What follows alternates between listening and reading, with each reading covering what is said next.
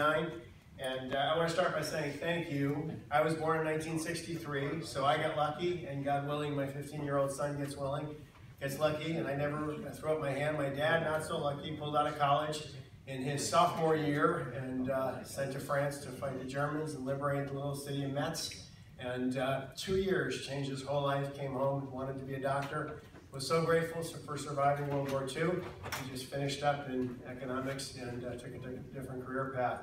It's amazing what veterans have sacrificed for our country, and I try to relay that to our children and to young people that I speak of, and I hope they develop a full appreciation. You look at North Korea and South Korea today, and the 35,000, guys that gave their young lives, right? So what do we see today? We see North Korea, a country that is struggling to survive on $1,100 a year, went through a true famine in the 1990s, if you don't remember. They literally went through famine, hundreds of thousands.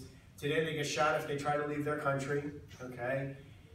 Contrast that with South Korea, where they live free. They average about 32,000 a year. They start businesses, they come and go as they choose.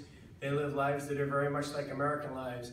And those are our guys that did that by holding them off the 30th parallel. So what the sacrifices have been amazing, just amazing.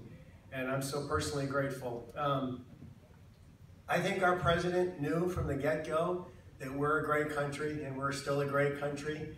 I think what ate at this guy and what is eaten at so many Americans is the notion that we may not always stay in the lead. And this is very, very important. We have to stay in the lead.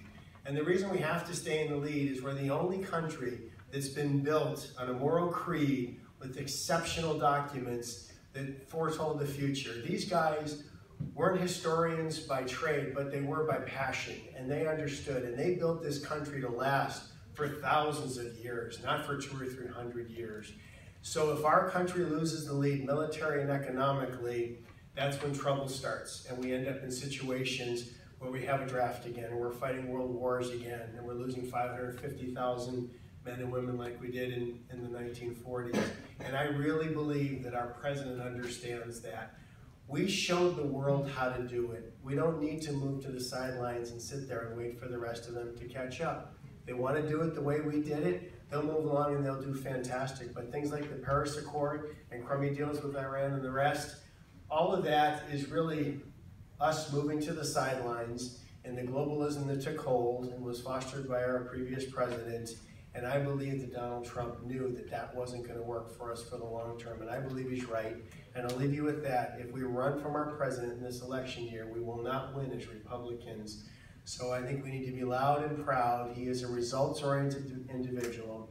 I'm just a few months removed from being a senior vice president running large markets for Smith Barney and Wells Fargo Advisors, hundreds of millions in revenue and hundreds and thousands of careers.